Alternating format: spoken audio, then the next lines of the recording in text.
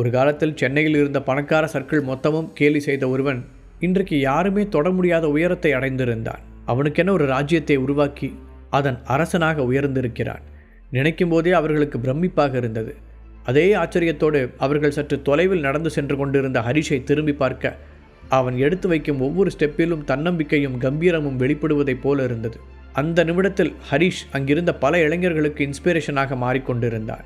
லிஃப்டை நோக்கி சென்று கொண்டிருந்த ஹரிஷின் காதுகளில் இதெல்லாம் விழுந்தாலும் அவன் மனதில் பதியவில்லை. அப்போதைக்கு அவனது சிந்தனை மொத்தமும் சந்தனாவின் மீதே இருந்தது. அதற்குள் வெளியே வந்த தீபக் ஹரிஷை கட்டி அணைத்து வரவேற்க பதிலுக்கு அவனை அணைத்த ஹரிஷ், சந்தனாவும் அக்ஷராவெங்க என்று கேட்டான். அவனுடைய மனநிலையை புரிந்து கொண்ட தீபக்கும் வேறெதுவும் சொல்லாமல், அவங்க 2 பேரும் தர்ஷினி கூட ரூமில் இருக்காங்க என்று கூறினான். நான் வர விஷயம் சந்தனாவுக்கு தெரியுமா? ஹரிஷ் மீண்டும் கேள்வி எழுப்ப, இன்னும் சொல்லலை ஹரிஷ். தீபக்கிடமிருந்து சுருக்கமாக பதில் வந்தது. அப்படின்னா தர்ஷினிக்கு மெசேஜ் அனுப்பி மற்றவங்க கிட்ட எதுவும் சொல்லாமல் மேலே லிஃப்ட் கிட்ட வர சொல்லு. ஹரிஷ் சொல்ல தீபக்கும் அப்படியே செய்தான். திடீரென தன் ஃபோனில் வந்து விழுந்த மெசேஜை பார்த்து ஷாக்கான தர்ஷினி, ஒரு நிமிஷம் சந்தனா, நான் இப்போ வந்துடுறேன் என்றபடி அங்கிருந்து நழுவி வெளியே வந்தாள். அவள் லிஃப்டின் அருகே வரவும் அந்த லிஃப்டின் கதவு திறக்கவும் சரியாக இருந்தது. வெளியே வந்த ஹரிஷை பார்த்ததும் ஒரு பெரிய நிம்மதி பெருமூச்சு விட்ட தர்ஷினி, ஒரு வழியாக நீங்கள் வந்துட்டீங்களா பாஸ் என்றாள். சந்தனா எப்படி இருக்கா? ஹரிஷ் கொஞ்சம் கவலையுடன் அவளிடம் கேட்டான். சந்தனாவை சந்திப்பதற்கு முன்னால் அவளுடைய மனநிலையை பற்றி தெரிந்து கொள்ள விரும்பினான். ஹெல்த் வைஸ் அவள் நல்லா தான் இருக்கா, ஆனால் ஏஜே ஃபேமிலிக்கு நடந்ததை கேள்விப்பட்டதிலிருந்து தான் அவள் ரொம்ப வருத்தத்தில் இருக்கா. என்ன சமாதானம் செஞ்சோ அவளோட அழுகையை கண்ட்ரோல் பண்ண முடியல என்று தர்ஷினி ஒரு நிமிடம் தயங்கினாள். என்னாச்சு, வேறு ஏதாவது பிரச்சனையா? ஹரிஷ் யோசனையுடன் அவளை பார்க்க, இல்லை, உங்கள் மாமியார் வந்திருக்காங்க. வந்ததுலேருந்தே அவங்க சந்தனா கிட்ட உங்களை ரொம்ப மோசமாக திட்டிக்கிட்டு இருக்காங்க. அதனால் உள்ளே போகும்போது நீங்கள் கொஞ்சம் கவனமாக இருக்கணும். உங்களுக்கே அவங்கள பற்றி நல்லா தெரியும். நான் எதுவும் தனியாக சொல்ல தேவையில்லை. தர்ஷினி ஒரு வழியாக சொல்லி முடிக்க, என்ன, என்னை டிவோர்ஸ் பண்ண சொல்லி அவங்க பொண்ணை பிரெயின் வாஷ் பண்ணுறாங்களா? ஹரிஷ் சிரித்து கொண்டே கேட்டான். அவன் இதை எதிர்பார்த்து தான் இருந்தான். திலகாவிற்கு சும்மாவே அவனை கண்டால் பிடிக்காது. இப்போது அவனை காரணமாக வைத்து 2 முறை கடத்தி வேறு இருக்கிறார்கள். அப்படி இருக்கும்போது இந்த அளவிற்கு அவள் மீது கொலை வெறியோடு இருப்பார் என்பதை அவனால் ஈஸியாக கணிக்க முடிந்தது. அவன் அப்படி கேட்டதும் ஒரு செகண்ட் ஸ்டன் ஆகி அவனை பார்த்த தர்ஷினி இது ஒரு வகையில் அவனுக்கு பழக்கப்பட்டதுதான் என்பதை உணர்ந்து கொண்டாள். ஒரு காலத்தில் அவளே ஹரிஷை டைவர்ஸ் பண்ண சொல்லி சந்தனாவிற்கு அட்வைஸ் செய்தவள் தானே. அதனால் வேகமாக தன்னை மீட்டு கொண்டாள். ஆமாம் பாஸ், அதைத்தான் திரும்ப திரும்ப சொல்லிக்கிட்டு இருக்காங்க. நல்ல வேளை அவங்க சொன்னது ஸ்ரீதர் காதலெல்லாம் விழலை. இல்லாட்டி ஏண்டா அவங்கள காப்பாற்றிட்டு வந்தோன்னு ரொம்ப ஃபீல் பண்ணியிருப்பார். அவள் சாதாரணமாக சொல்ல அதை கேட்டதும் ஹரிஷுக்கு தன்னை மீறி சிரிப்பு வந்தது. அவர்கள் இருவரும் ரூமிற்கு பக்கத்தில் சென்றபோது, இந்த ஹரிஷ் ஏழையாக இருந்தப்பவும் நமக்கு பிரச்சனை தான் வந்துச்சு, இப்போ பணக்காரனாக இருக்கும்போதும் பிரச்சனை தான் வருது, அதனால் அவன் உனக்கு வேண்டாம் என்று திலகா சந்தனாவிற்கு பாடம் எடுத்து கொண்டிருந்தார். திலகாவின் பேச்சை கேட்டு சந்தனாவை விட அக்ஷரா எரிச்சல் அடைந்திருந்தாள். இவங்க மனசில் என்ன நினச்சிட்டு இருக்காங்க? ஹரிஷ் மாதிரி ஒரு மருமகன் கிடைக்க கொடுத்து வச்சுருக்கணும். நாங்கள்லாம் வர மாதிரி ஒருத்தர் கிடைக்க மாட்டாங்களான்னு ஏங்கிக்கிட்டு இருக்கோம். அதை விட்டுட்டு அவனை டிவோர்ஸ் பண்ணிட்டு வர சொல்லி முட்டாள்தனமாக அட்வைஸ் பண்ணிகிட்டு இருக்காங்க என்று நம்ப முடியாத ஆச்சரியத்துடன் திலகாவை பார்த்தாள். இன்னொரு பக்கம், அப்படி நடந்தால் கூட ஒரு வகையில் நல்லது தான் என்று அவளது உள் மனது ஆசைப்பட்டது. ஆனால் இந்த கொஞ்ச நாட்களாக சந்தனாவுடன் நெருங்கிய தோழியாக பழகியதால் தான் நினைப்பது தவறு என்பதை உணர்ந்து குற்ற உணர்வுடன் தலையை குனிந்து கொண்டாள். அதற்குள் சந்தனாவும் பொறுமை இழந்து, அம்மா, எதுக்காக வந்ததுலேருந்து நோயின்னு அதையே சொல்லிக்கிட்டு இருக்கீங்க? நீங்கள் என்ன சொன்னாலும் நான் ஹரிஷை விட்டு வரப்போகிறது இல்லை. அது உங்களுக்கே நல்லா தெரியும். அப்படி இல்லைனா இப்போ நான் சொல்கிறத நல்லா கேட்டுக்கோங்க. நான் சாகிற வரைக்கும் அவன் கூட தான் இருக்க போகிறேன். அப்படியே அவனால் என் உயிர் போனால் கூட பரவாயில்ல. போதுமா? இப்படி தப்பாக பேசி தான் ஏற்கனவே எங்கள் லைஃப்பில் ஒரு தடவை குழப்பத்தை உண்டு பண்ணீங்க. அப்போ நான் எவ்வளோ கஷ்டப்பட்டேன்னு எனக்கு தான் தெரியும். ஸோ நான் ஒரு பெரிய ஆபத்தில் வேறு மாட்டிக்கிட்டேன். அப்போ ஹரிஷ் மட்டும் என்னை சரியான நேரத்தில் வந்து காப்பாற்றலைன்னா இப்போ நான் உயிரோடு இருந்திருக்கவே மாட்டேன். இதுக்கும் அன்றைக்கி அந்த விஷயத்தில் ஹரிஷோட தப்பு எதுவுமே இல்லை. இப்போ கூட நம்மளை அவன் தான் காப்பாற்றிருக்கான். ஸோ ப்ளீஸ் மறுபடியும் அதையே சொல்லிக்கிட்டு இருக்காதீங்க. முன்னாடி தான் அவன் பணம் சம்பாதிக்கலை, வெட்டியாக இருக்கான்னு சொல்லி எங்களை வாழ விடாமல் டார்ச்சர் பண்ணிகிட்டு இருந்தீங்க. இப்போ தான் அப்படி இல்லையே. எனக்காக தான் அவன் இவ்வளோ கஷ்டப்படுறான். அப்புறமும் எதுக்காக அவனை விட்டுட்டு வர சொல்கிறீங்க? என்னதாம்மா உங்களுக்கு பிரச்சனை என்று மூச்சு விடாமல் பொரிந்து தள்ளினாள் சந்தனா. திலகா பதில் பேச முடியாமல் வாயடைத்து போய் அவளை பார்த்து கொண்டிருக்க அக்ஷராவிற்கு சந்தனா பேசியதை கேட்டு கைத்தட்டி விசிலடிக்க வேண்டும் போல் இருந்தது. ஏம்மா, நிஜமாவே உங்களுக்கு கொஞ்சம் கூட மனசாட்சியே இல்லையா? இல்லை நான் தான் உங்களை இவ்வளோ நாள் சரியாக புரிஞ்சுக்கலையா? நம்ம ஃபேமிலியில் இருக்கிறவங்க எல்லாரும் இறந்துட்டதாகவும் அவங்க உடம்பு கூட கிடைக்கலன்னு சொல்கிறாங்க. அதை பற்றி கொஞ்சமாவது உங்களுக்கு வருத்தம் இருக்கா? அதை விட்டுட்டு என் புருஷனை டிவோர்ஸ் பண்ணுறது தான் இப்போ முக்கியமா என்று எரிச்சலுடன் கேட்டாள் சந்தனா. என்னதான் அவர் அவளுடைய அம்மாவாக இருந்தாலும் இப்போது கொஞ்சம் கூட மனசாட்சி இல்லாமல் திலகா நடந்து கொள்வதை பார்க்கும்போது சந்தனாவிற்கு ஆத்திரமாக வந்தது. கஷ்டப்பட்டு தன்னை கட்டுப்படுத்தி கொண்டாள். அந்த கொடுமையை நானும் தாண்டி கேள்விப்பட்டேன். அந்த நேரத்தில் நான் அங்கே இல்லாமல் போனது எந்த சாமி புண்ணியம்னு தெரியல. அதனால தான் சொல்கிறேன், எல்லாத்துக்கும் காரணம் அந்த ஹரிஷ் தான். அவனை விட்டு நீ வெளியே வந்தாலே நமக்கு எந்த பிரச்சனையும் இல்லை. நாம் முன்ன மாதிரியே சந்தோஷமாக இருக்கலாம். திலகா மறுபடியும் சொல்ல, எதை சொல்கிறீங்க? என்னை என் புருஷன்கிட்ட இருந்து பிரித்து நான் கஷ்டப்பட்டு வேலைக்கு போய் சம்பாதிச்ச காசெல்லாம் சீட்டாட்டத்தில் தொலைச்சிட்டு வந்தீங்களே, அதைத்தான் சந்தோஷமான வாழ்க்கைன்னு சொல்கிறீங்களா? சந்தனா அவ்வளவு நாள் இருந்த மன அழுத்தம் மொத்தத்தையும் சேர்த்து வைத்து தன் அம்மாவின் மீது பாய திலகாவின் முகம் அவமானத்தில் கருத்தது. அப்போ நீங்கள் வேணால் ரொம்ப சந்தோஷமாக இருந்திருக்கலாம், நான் இல்லை. எனக்கு என் ஹரியோடு இருக்கிறது தான் சந்தோஷம். அதை முதல்ல நல்லா புரிஞ்சுக்கோங்க. சந்தனா அழுத்தம் திருத்தமாக சொல்ல திலகா வெறுப்புடன் அவளை பார்த்தார். இவ்வளோ பெருமையாக பேசுகிறியே, இப்போ அவன் எங்கே போனான்? இல்லை உன்னை காப்பாற்றுறதுக்கு தான் நேரில் வந்தானா? நீ நினைக்கிற மாதிரி உன் புருஷனுக்கு உன் மேலே அவ்வளோ பாசம்லாம் ஒன்றும் இல்லை. இப்போவாவது நான் சொல்கிறத புரிஞ்சுக்கிட்டு என் பேச்சை கேளு. திலகா சொல்ல, இந்த ஒரு சம்பவத்தை வச்சு என் ஹஸ்பண்டுக்கு என் மேலே பாசம் இல்லைன்னு முடிவு பண்ணுறதுக்கு நான் ஒன்றும் பைத்தியக்காரி கிடையாது. அவன் வர முடியாத ஏதோ சூழ்நிலையில் மாட்டிக்கிட்டு இருக்கான். அவன் வரலனாலும் என்னை காப்பாற்றுறதுக்கு எத்தனை ஏற்பாடு பண்ணியிருக்கான்னு உங்களுக்கு தெரியுமா? நீங்கள் வேணால் பாருங்கள், கண்டிப்பாக கூடிய சீக்கிரம் அவன் என்னை தேடி வருவான். சந்தனா சொல்லி கொண்டு இருக்கும்போதே அந்த ரூம் கதவு திறக்கப்பட்டது. கதவுக்கு முதுகு காட்டி உட்கார்ந்திருந்த திலகா, இப்போ நாங்கள் எதுவும் ஆர்டர் பண்ணலையே, கூப்பிடும்போது வந்தால் போதும், ரூம் சர்வீஸ் என்று நினைத்து திரும்பி பார்க்காமலேயே எரிச்சலுடன் கூறினார். ஆண்டி, என்ன பேசுகிறீங்க? வந்திருக்கிறது யாருன்னே தெரியாமல் உங்கள் இஷ்டத்துக்கு எதையோ சொல்கிறீங்க. தர்ஷினி கோபமாக கூற, விடு தர்ஷினி, அவங்க எப்பவும் அப்படி தானே, எல்லாத்துலேயும் அவசரம் என்றான் ஹரிஷ். அந்த ரூமில் 3 பேர் இருந்தாலும் அவனுடைய பார்வை மொத்தமும் சந்தனாவின் மேல்தான் இருந்தது. தன் மனைவி தன் மீது ரொம்பவே கோபமாக இருப்பாள் என்று நினைத்து வந்தவன் அவளுடைய பேச்சை கேட்டு இன்ப அதிர்ச்சியில் மூழ்கியிருந்தான். அதே நேரத்தில் திடீரென ஹரிஷின் குரலை கேட்டு ரூமில் இருந்த மூவரும் நம்ப முடியாத ஆச்சரியத்துடன் திரும்பி பார்த்தனர். கட்டிலில் உட்கார்ந்திருந்த சந்தனா அவனை பார்த்ததும் துள்ளி குதித்து எழுந்தாள். வேகமாக தாவி கொண்டு ஓடி வந்தவள், ஹரி என்று கதறியபடி அவனை இறுக்கமாக அணைத்தாள். அவள் வந்த வேகத்தில் அப்படியே அணைத்து பிடித்த ஹரிஷ் சந்தனாவின் தோள்பட்டையில் முகம் புதைத்தான். எங்கெங்கோ அலைந்து திரிந்த பறவை ஒரு வழியாக தன் கூடை அடைந்தது போன்ற உணர்வு அவனுக்கு தோன்றியது. சந்தனாவின் கண்ணீரால் அவனது சட்டை முழுவதும் நனைய மெதுவாக அவளை தன்னிடமிருந்து பிரித்து நிறுத்தியவன், நான் வந்துட்டேன்ல, இன்னும் எதுக்காக அழுற பேபி என்று அவளுடைய கண்ணீரை துடைத்து விட்டான். இதோ வரேன்னு சொல்லிட்டு இவ்வளோ நாளாக எங்கே போன ஹரி? நீ இல்லாதப்போ இங்கே என்னெல்லாம் நடந்துச்சு தெரியுமா என சந்தனா தேம்பிக்கொண்டே சொல்ல, சாரி பேபி, என்னோடய சுச்சுவேஷன் அப்படி அமைஞ்சிருச்சு, அதுக்காக ரியலி சாரி. உன்னை கடத்தி வச்சிருக்கும்போது ரொம்ப கஷ்டப்பட்டுட்டியா என்று வேதனையுடன் கேட்டான்.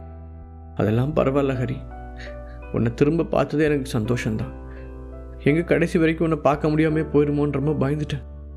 சந்தனா பதிலுக்கு சொல்லி கொண்டு இருக்கும்போதே, என்ன பரவாயில்ல, இவ்வளோ நடந்ததுக்கப்புறமும் உனக்கு எங்கள் முகத்தில் முழிக்க தைரியம் இருக்கா? உன்னால் நான் எந்த அளவுக்கு பாதிக்கப்பட்டேன்னு தெரியுமா? நீ பவர்ஃபுல் டேப்லெட்ஸ் கொண்டு வந்து கொடுக்காததுக்கு அவங்க 2 தடவை என்னை கடத்தி வச்சு டார்ச்சர் பண்ணாங்க. என்ன பண்ணுவியோ தெரியாது, இந்த பிரச்சனையை நீ தான் சரி பண்ணணும். ஒழுங்காக அவங்களுக்கு என்ன வேணுமோ அதை கொடுத்துட்டு அதுக்கு பதிலாக அவங்க எனக்கு தரேன்னு சொன்ன பணத்தையும் உடனே கொடுக்க சொல்லு. திலகா பேசிக்கொண்டே போக அந்த ரூமில் இருந்த சந்தனா உட்பட எல்லோருமே அவரை ஒரு வெறுப்புடன் பார்த்தனர். தன் அம்மா எவ்வளவு பெரிய சுயநலவாதி என்பதை உணர்ந்த சந்தனாவிற்கு ஒரு மாதிரி அவமானமாக இருந்தது. இவ்வளவு நேரம் அவனை எதற்கும் லாயக்கில்லாதவன் என்று திட்டிக் கொண்டிருந்தவர் இப்போது அவனிடமே பணத்தை வாங்கி வர சொல்லி கட்டளையிடுவதை பார்த்து அவளுடைய முகம் கருத்தது. அம்மா, கொஞ்சம் நிறுத்துறீங்களா என்று அவள் பல்லை கடிக்க ஹரிஷ் தான் அவளுடைய முதுகை தடவி அமைதிப்படுத்தினான். என்ன அம்மா, எல்லாரும் ஏன் என்ன அப்படி பார்க்குறீங்க? நான் உண்மையை தானே சொல்கிறேன். இங்கே பாரு, இதுக்கப்புறமும் என் பொண்ணை நிச்சயம் உன் கூட அனுப்ப மாட்டேன். நீ சீக்கிரமாக அவளுக்கு டைவர்ஸ் கொடு, அதுக்கப்புறம் நீ எங்கள் பாதையில் குறுக்க வரவே கூடாது என்றாள் திலகா. டாப் 10 ஆர்கனைசேஷனில் உள்ளவர்கள் அவளை கடத்தி வைத்திருந்த போது என்னவெல்லாம் சொல்லி மிரட்டினார்கள் என்பதெல்லாம் அவளுக்கு வரிசையாக நினைவுக்கு வந்தது. வழக்கம் போல அதற்கெல்லாம் காரணம் ஹரிஷ் தான் என்று நினைத்தவள் கிட்டத்தட்ட ஒரு சைக்கோ போலத்தான் நடந்து கொண்டார். அம்மா ப்ளீஸ் வாயை மூடுறீங்களா? இதுக்கு மேலே நான் பொறுமையாக பேசிகிட்டு இருக்க மாட்டேன். சந்தனா தன்னையும் மீறி கத்த அவளை இறுக்கமாக அணைத்த ஹரிஷ் இந்த பிரச்சனையை தான் பார்த்து கொள்கிறேன் என்று கண்ணசைத்தான். அத்தை, இதுக்கு எப்படி நீங்கள் என்னை குறை சொல்ல முடியும்? அவங்கக்கிட்ட டேப்லெட்ஸை தரேன்னு சொல்கிறதுக்கு முன்னாடி என்கிட்ட தானே நீங்கள் கேட்டிருக்கணும். நீங்களா முடிவு பண்ணி எல்லாம் செஞ்சுட்டு இப்போ என்ன குறை சொல்கிறது என்ன நியாயம்? ஹரிஷ் அவளை நேருக்கு நேராக பார்த்து கேட்டான். அதை கேட்டதும் திலகாவின் கண்களில் கோபம் தெரிய அவளுடைய குரல் முன்பை விட பல மடங்கு சத்தமாக மாறியது. என்ன பண்ணுறது, இவ்வளோ நாளாக உன்னால் எந்த பிரயோஜனமும் இல்லாததுனால தான் இந்த ஒரு சான்ஸை நான் யூஸ் பண்ணிக்க விரும்பினேன். அது மட்டும் இல்லாமல் இது மூலமாக உனக்கும் நல்ல பேரும் புகழும் உருவாகும்னு ஆசைப்பட்டேன். அப்படியாவது உனக்கு ஒரு நல்லது நடக்காதான்னு நினச்சேன். திலகா சொல்ல, அத்தை, நீங்கள் என்னை பற்றி இவ்வளோ கவலைப்பட தேவையில்லை. இப்போவே நான் ரொம்ப நல்லா தான் இருக்கேன். நீங்கள் சொல்கிற பெயர் புகழ் எல்லாமே என்னை தேடி வந்துக்கிட்டு தான் இருக்குது. ஹரிஷ் கிண்டலாக பதில் கூறினான். என்ன அம்மா, எல்லோரும் ஏன் என்னை அப்படி பார்க்குறீங்க? நான் உண்மையை தானே சொல்கிறேன். இங்கே பாரு, இதுக்கப்புறமும் என் பொண்ணை நிச்சயம் உன் கூட அனுப்ப மாட்டேன். நீ சீக்கிரமாக அவளுக்கு டைவர்ஸ் கொடு. அதுக்கப்புறம் நீ எங்கள் பாதையில் குறுக்க வரவே கூடாது என்றாள் திலகா. டாப் 10 ஆர்கனைசேஷனில் உள்ளவர்கள் அவளை கடத்தி வைத்திருந்த போது என்னவெல்லாம் சொல்லி மிரட்டினார்கள் என்பதெல்லாம் அவளுக்கு வரிசையாக நினைவுக்கு வந்தது. வழக்கம் போல அதற்கெல்லாம் காரணம் ஹரிஷ் தான் என்று நினைத்தவள் கிட்டத்தட்ட ஒரு சைக்கோ போலத்தான் நடந்து கொண்டார். அம்மா ப்ளீஸ் வாயை மூடுறீங்களா? இதுக்கு மேலே நான் பொறுமையாக பேசிகிட்டு இருக்க மாட்டேன். சந்தனா தன்னையும் மீறி கத்த அவளை இறுக்கமாக அணைத்த ஹரிஷ் இந்த பிரச்சனையை தான் பார்த்து கொள்கிறேன் என்று கண்ணசைத்தான். அத்தை, இதுக்கு எப்படி நீங்கள் என்னை குறை சொல்ல முடியும்? அவங்கக்கிட்ட டேப்லெட்ஸை தரேன்னு சொல்கிறதுக்கு முன்னாடி என்கிட்ட தானே நீங்கள் கேட்டிருக்கணும். நீங்களா முடிவு பண்ணி எல்லாம் செஞ்சுட்டு இப்போ என்ன குறை சொல்கிறது என்ன நியாயம்? ஹரிஷ் அவளை நேருக்கு நேராக பார்த்து கேட்டான். அதை கேட்டதும் திலகாவின் கண்களில் கோபம் தெரிய அவளுடைய குரல் முன்பை விட பல மடங்கு சத்தமாக மாறியது. என்ன பண்ணுறது, இவ்வளோ நாளாக உன்னால் எந்த பிரயோஜனமும் இல்லாததுனால தான் இந்த ஒரு சான்ஸை நான் யூஸ் பண்ணிக்க விரும்பினேன். அது மட்டும் இல்லாமல் இது மூலமாக உனக்கும் நல்ல பேரும் புகழும் உருவாகும்னு ஆசைப்பட்டேன். அப்படியாவது உனக்கு ஒரு நல்லது நடக்காதான்னு நினச்சேன். திலகா சொல்ல, அத்தை, நீங்கள் என்னை பற்றி இவ்வளோ கவலைப்பட தேவையில்லை. இப்போவே நான் ரொம்ப நல்லா தான் இருக்கேன். நீங்கள் சொல்கிற பெயர் புகழ் எல்லாமே என்னை தேடி வந்துக்கிட்டு தான் இருக்குது. ஹரிஷ் கிண்டலாக பதில் கூறினான். இப்போ உங்ககிட்ட தியானா மீடியா இருக்கிறதுனால நீ பெரிய இவன்னு நினைக்க வேண்டாம். இன்னும் சொல்லப்போனால் நான் இனிமேல் உன்னோட முகத்தை பார்க்க கூட விரும்பலை. முதல்ல இங்கிருந்து வெளியே போ. திலகா சொல்ல ஹரிஷ் அமைதியாக நின்றான். அவனுடைய முகத்தில் எந்த ஒரு உணர்வும் தெரியவில்லை. ஆண்டி, கொஞ்சம் அமைதியாக இருங்க. தர்ஷினி அவரை அமைதிப்படுத்த முயற்சித்தாள். நீ எதுக்காக தர்ஷினி கவலைப்படுற? இது நீ ஜிஎம்மாக வேலை செய்கிற ஹோட்டல் தானே? எனக்காக நீ இவனை வெளியே அனுப்ப மாட்டியா? திலகா கேட்க, எதை என்று அதிர்ச்சியானாள் தர்ஷினி. ஆண்டி, என்ன பேசிகிட்டு இருக்கீங்க? அவர் யாருங்கிறத மறந்துட்டீங்களா? அவர் முன்ன மாதிரி கிடையாது. என்னாலெல்லாம் அவர் இங்கேருந்து வெளியே போக சொல்ல முடியாது. அப்படி சொன்னால் என் வேலையே போயிடும். தர்ஷினி குறிப்பால் எதையோ உணர்த்த விரும்பினாள். என்ன, அவன் தியானா மீடியாவோட சிஇஓ, அதைத்தானே சொல்ல வர? இதையே எத்தனை நாளைக்கு சொல்லிகிட்டு இருப்பீங்க? இந்த ஊரில் எத்தனையோ பணக்காரங்க இருக்காங்க, அதில் அவனும் ஒருத்தன். மற்றபடி இவனுக்குன்னு வேற என்ன அடையாளம் இருக்குது? உன் முதலாளிக்கிட்ட வேணா நான் பேசிக்கிறேன். நீ இவனை முதல்ல வெளியே போக சொல்லு. ரொம்ப நாளாக மன உளைச்சலுக்கு ஆளாகி இருந்த திலகா தன்னை சுற்றி நடந்த பாதி விஷயங்களை மறந்திருந்தார். அதனால் ஹரிஷ் தான் அந்த ஹோட்டலின் ஓனர் என்பது அவளுக்கு நினைவில்லை. அவன் தியானா மீடியாவின் சொந்தக்காரன் என்பது மட்டும்தான் அவளுடைய ஞாபகத்தில் பதிந்திருந்தது. ஆண்டி, இங்கே எவ்வளோ தடவை சொன்னாலும் என்னால் ஹரிஷுக்கு எதிராக ஒரு ஸ்டெப்பு கூட எடுத்து வைக்க முடியாது. தர்ஷினி பயத்துடன் சொல்ல திலகா புருவத்தை சுருக்கியபடி அவளை பார்த்தார். என்ன சொல்கிற தர்ஷினி? திலகா சந்தேகத்துடன் கேட்க, அதே நேரத்தில் திலகாவின் கேள்விக்கு ஹரிஷ் எந்த பதிலும் சொல்லாமல் இருப்பதை கவனித்த தர்ஷினி கடைசியாக ஒரு பெரும் மூச்சை விட்டுவிட்டு, ஏன் அவர் மேலே என்னால் ஆக்ஷன் எடுக்க முடியாதுன்னு தானே கேட்குறீங்க? ஏன்னா என்னோட உண்மையான பாஸ் அவர் தான். ஆண்டி, எனக்கு பின்னாடி யார் இருக்கா, யார் எனக்கு இந்த வேலையை கொடுத்தா, எனக்கு எப்படி இவ்வளோ பெரிய பதவி கிடச்சிது அப்படின்லாம் நீங்கள் எப்போ பார்த்தாலுமே கேட்பீங்கல்ல. அதுக்கெல்லாம் ஒரே பதில், ஹரிஷ் தான். அவர் தான் அந்த ஹோட்டலோட உண்மையான ஓனர், என்னோட பாஸும் என்று அழுத்தமாக சொல்லி முடித்தாள். அதை கேட்ட திலகா அசையாமல் அப்படியே நிற்க சந்தனாவிற்கே தன் அம்மாவை பார்க்க பாவமாக இருந்தது. அதே நேரம் சந்தனாவின் மனதில் வேறு சில கேள்விகளும் எழுந்தது. ஹரிஷ் பணக்காரன் என்பதில் சந்தனாவிற்கு இப்போது எந்த சந்தேகமும் இல்லை. ஆனால் இவ்வளவு செல்வாக்கும் அதிகாரமும் எங்கிருந்து வந்தது என்றுதான் அவளுக்கு புரியவில்லை. தன்னை தேடுவதற்காக இவ்வளோ பெரிய ஆட்களை வெறும் பணபலத்தால் மட்டுமே அனுப்பிவிட முடியாது என்று தெரியாத அளவிற்கு அவள் முட்டாள் கிடையாது. அதுவும் கவர்மெண்டில் வேலை செய்பவர்கள் ஹரிஷ் அவர்களது உயர் அதிகாரி என்பது போல மரியாதையுடன் பேசியது அவளுக்கு நினைவுக்கு வந்தது. ஹரிஷ் கிட்ட இன்னும் நமக்கு தெரியாத ரகசியமெல்லாம் இருக்கா என்ன?